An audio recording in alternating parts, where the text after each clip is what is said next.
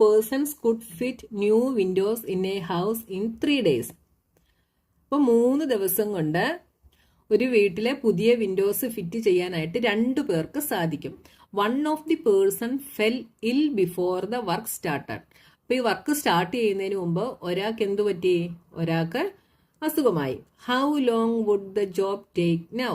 അപ്പം 2 പേരിൽ ഒരാൾക്ക് എന്ത് ചെയ്തു? അസുഖമായി കഴിഞ്ഞാൽ ബാക്കി എത്ര പേരുണ്ട്? ബാക്കി ഒരാളേ ഉള്ളൂ. അപ്പൊ ഈ ഒരാളെ വെച്ചിട്ട് ഈ ജോബ് എത്ര ദിവസം കൊണ്ട് തീരുമെന്നുള്ളതാണ് നമ്മളിവിടെ ഫസ്റ്റ് ക്വസ്റ്റ്യനിൽ കണ്ടുപിടിക്കേണ്ടത്. അപ്പൊ നമുക്ക് let the job would take X days എന്ന് എടുക്കാം. അപ്പൊ എത്ര ദിവസം കൊണ്ട് തീരും എന്നാണ് നമ്മൾ കണ്ടുപിടിക്കേണ്ടത് അല്ലേ? അപ്പൊ അതിനെ നമുക്ക് എന്തായിട്ട് എടുക്കാം? എക്സ് ആയിട്ട് എടുക്കാം. അപ്പൊ ഫസ്റ്റ് ക്വസ്റ്റ്യന്റെ answer let the job would take X days. നമുക്ക് കോളം വരച്ച് നോക്കുന്നതാണ് ഈസി. അപ്പൊ നമുക്ക് അങ്ങനെ ചെയ്യാമേ. നമ്പർ ഓഫ് പേഴ്സൺസ്, പിന്നെന്താണ്? Number of days. അപ്പൊ നമ്പർ ഓഫ് പേഴ്സൺസ് 2 ആണെങ്കിൽ 3 ഡേയ്സും കൊണ്ട് കംപ്ലീറ്റ് ചെയ്യാന്ന് പറഞ്ഞു. അതിൽ ഒരാൾക്ക് അസുഖമായി. അപ്പൊ ബാക്കി എത്രയുണ്ട്? ഒരാളെ ഉള്ളൂ. ആ ഒരാളെ വെച്ചിട്ട് എത്ര ദിവസം കൊണ്ട് തീരുമെന്ന് നമ്മൾ കണ്ടുപിടിക്കണം. അപ്പൊ ഇവിടെ നമ്പർ ഓഫ് വർക്കേഴ്സ് ഡിക്രീസ് ആകുകയാണ് ചെയ്തത്. അപ്പൊ ജോബ് കംപ്ലീറ്റ് ചെയ്യാനുള്ള ഡേയ്സ് എന്ത് ചെയ്യും? ഇൻക്രീസ് ചെയ്യും. അപ്പൊ വർക്കേഴ്സ് കുറയുന്നതിനനുസരിച്ച് number of days, job complete ചെയ്യാനുള്ള നമ്പർ ഓഫ് ഡേയ്സ് ഇൻക്രീസ് ആയിക്കൊണ്ടിരിക്കും. അതുകൊണ്ട് ഇത് എന്താണ്? ഇൻവേഴ്സ് പ്രൊപ്പോർഷനിലാണ്. അതുകൊണ്ട് നമുക്ക് നമ്മുടെ റിലേഷൻ എങ്ങനെ എഴുതാം? x1 y1. അപ്പൊ 2 into 3 is equal to x2 y2. 1 into x. That is x is equal to 2 into 3 6. ഇപ്പൊ എത്ര ഡേയ്സ് എടുക്കും? 6 ഡേയ്സ് എടുക്കും ജോബ് കംപ്ലീറ്റ് ആകാനായിട്ട്. So the job would now take 6 days. ഇനി സെക്കൻഡ് ക്വസ്റ്റ്യൻ എന്താണ് പറഞ്ഞിരിക്കുന്നത്? How many persons would be needed to fit the windows in 1 day? അപ്പൊ ഇവിടെ 2 പേരുണ്ടെങ്കിൽ 3 ഡേയ്സും കൊണ്ട് തീരുമെന്ന് നമ്മളോട് പറഞ്ഞിട്ടുണ്ട് അല്ലേ?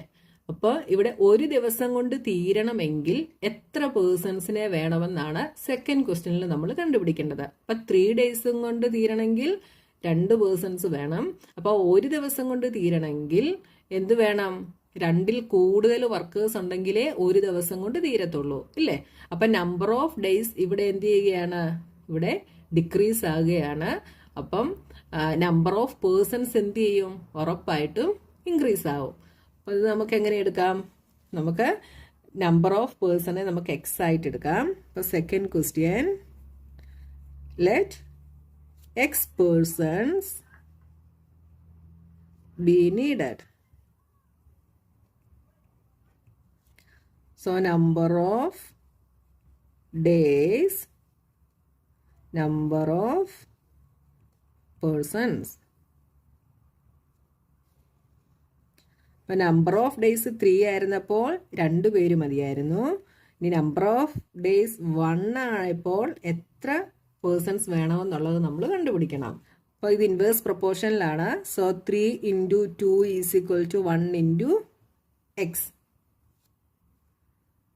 അപ്പോൾ x എന്ത് വരും? x is equal to 3 into 2 6.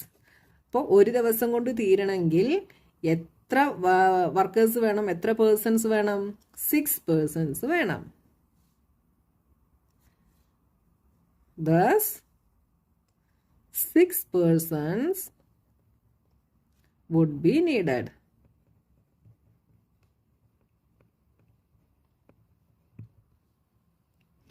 Next, question number 11. A school has 8 periods a day, each of 45 minutes duration.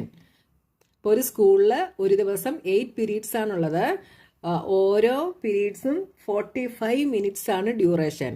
How long would each period be if the school has 9 periods a day?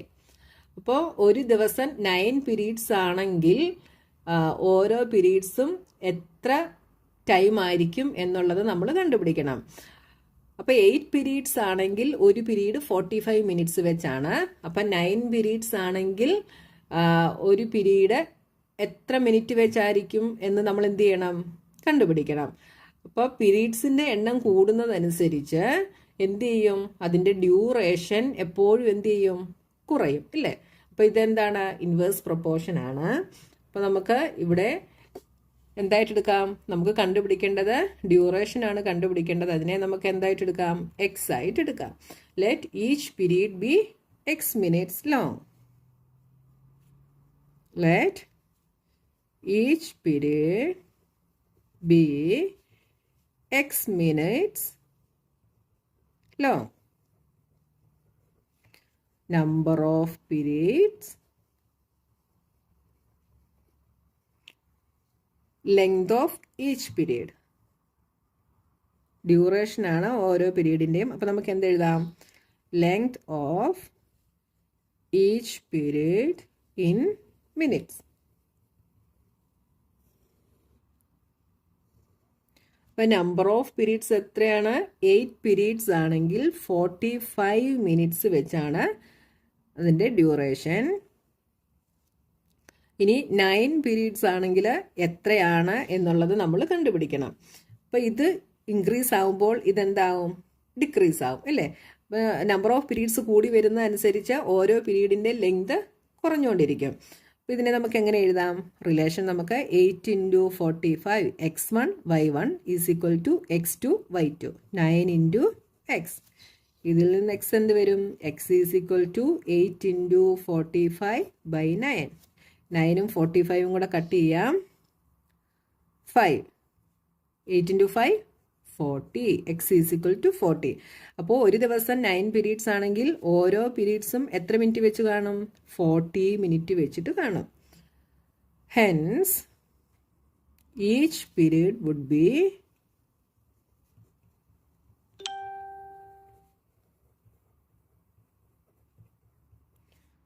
40 minutes long.